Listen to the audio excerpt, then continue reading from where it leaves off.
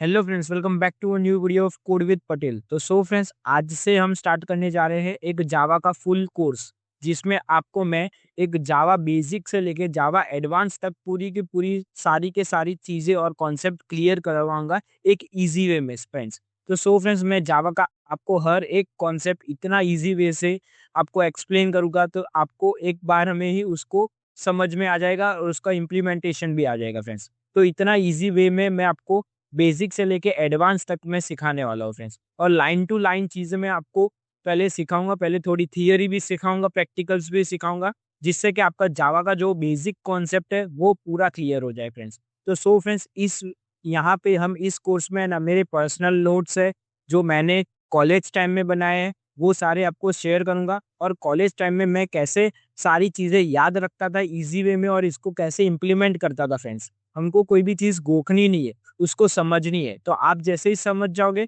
तो वो आप उसको सीख पाओगे। तो फ्रेंड्स, यही मैं आपको बताने वाला हूँ। तो फ्रेंड्स, चलिए अब जावा का जो मेन पोर्शन है वो उसको स्टार्ट करते हैं। तो सबसे पहले हम समझेंगे कि जावा है क्या।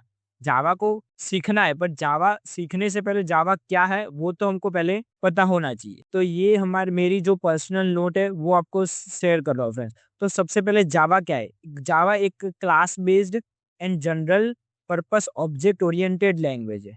क्लास बेस्ड मतलब जावा है ना, क्लास के बिना रन हो ही नहीं सकती। मतलब जावा है ना एक फॉलो करता है क्लास बेस्ड स्ट्रक्चर, उसके अंदर क्लास होता है। तो अगर जावा के प्रोग्राम के अंदर क्लास नहीं होगा तो जावा प्रोग्राम कहलाएगा ही नहीं और वो जावा प्रोग्राम रन भी नहीं होगा। और जावा एक general purpose object oriented language है। जनरल पर्पस क्या होता है? जनरल पर्पस मतलब जावा जो लैंग्वेज है वो बहुत सारी जगह मतलब वाइड रेंज में यूज होती है। जैसे कि एप्लीकेशंस में यूज होती है, डेस्कटॉप सॉफ्टवेयर्स में यूज होती है, मोबाइल एप्लीकेशन में यूज होती है, एंटरप्राइज सिस्टम में यूज होती है। मतलब जावा एक जनरल पर्पस बहुत सारी जगह यूज होती है, इसलिए जावा को general purpose object oriented language कहा जाता है। और ऑब्जेक्ट ओरिएंटेड लैंग्वेज मतलब वो फॉलो करता है प्रिंसिपल्स ऑफ ऑब्जेक्ट ओरिएंटेड। आपने ओओपी सुना होगा, तो वो ओओपी है, उसके जारे सारे जो प्रिंसिपल्स है जैसे कि एनकैप्सुलेशन, इनहेरिटेंस, पॉलीमॉर्फिज्म, एब्स्ट्रैक्शन, वो सारी चीजें फॉलो करता है। इस वजह से इसको ऑब्जेक्ट ओरिएंटेड लैंग्वेज कहा जाता है। और यहाँ पे क्लास बेस क्यों कहा जाता है? क्योंकि वो क्लास के बिना रन नहीं करेगी। और जनरल पर्पस है क्योंकि वो बहुत सारी जगह वाइडली यूज होती है।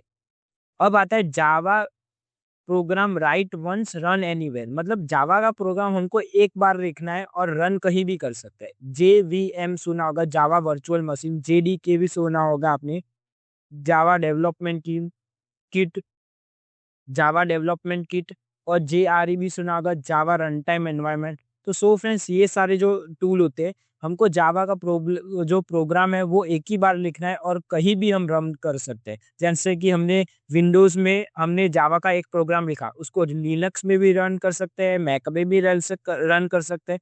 तो जावा एक एन इंडिपेंडेंट लैंग्वेज है। हमको एक बार लिखा कोई भी कोड, ऐसा नहीं है कि ये कोड दूसरे में सपोर्ट नहीं करेगा। जावा का कोड हर एक पीसी में सपोर्ट करेगा, हर एक ऑपरेटिंग सिस्टम में भी सपोर्ट करेगा फ्रेंड। तो फ्रेंड्स, अब इस जावा के फुल कोर्स में हम क्या क्या चीजें कवर करने वाले, तो वो उसकी लिस्ट बनाई है मैंने। तो फ्रेंड्स, सबसे पहले हमारा जो फर्स्ट चैप्टर होगा स्ट्रक्चर ऑफ जावा होगा, कि जावा का स्ट्रक्चर कैसा होता है, जावा प्रोग्राम का स्ट्रक्चर कैसा होता है वो समझेंगे। बाद में टाइप्स ऑफ वेरिएबल, कितने टाइप्स के वेरिएबल होते हैं जावा में वो समझेंगे। बाद में डेटा टाइप, कितने टाइप की डेटा टाइप होती है। बाद में जावा क्लास एंड ऑब्जेक्ट, जावा में क्लास क्रिएट कैसे करते हैं और क्लास के अंदर जो मेंबर्स होते हैं या मेथड होते हैं उसको ऑब्जेक्ट को क्रिएट करके कैसे उसको कॉल करवाते हैं वो हम देखेंगे। तो ये सारे जो है वो आपने कहीं ना कहीं सुने होंगे, आपने सी लैंग्वेज या C++ आपने सीखी होगी। तो ये सारी चीज़ें कॉमन आती है। तो फ्रेंड्स, ये सारी चीज़ें आपको C++ और वो लैंग्वेज आती है तो जावा आपके लिए बहुत ही ज़्यादा ईजी हो जाने वाली है। यहाँ पे हम कंस्ट्रक्टर देखने वाले हैं।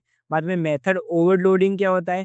बाद में इनहेरिटेंस, एक क्लास को दूसरे क्लास की जो प्रॉपर्टी एक्सेस करनी हो तो हम इनहेरिटेंस यूज़ करते हैं, तो वो देखने वाले हैं।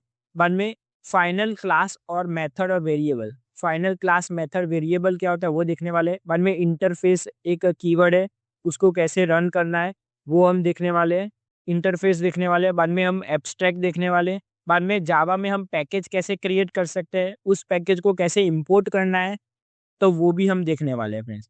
और यहाँ पे आता है मल्टी थ्रेडिंग का कॉन्सेप्ट भी हम देखने वाले हैं फ्रेंड्स।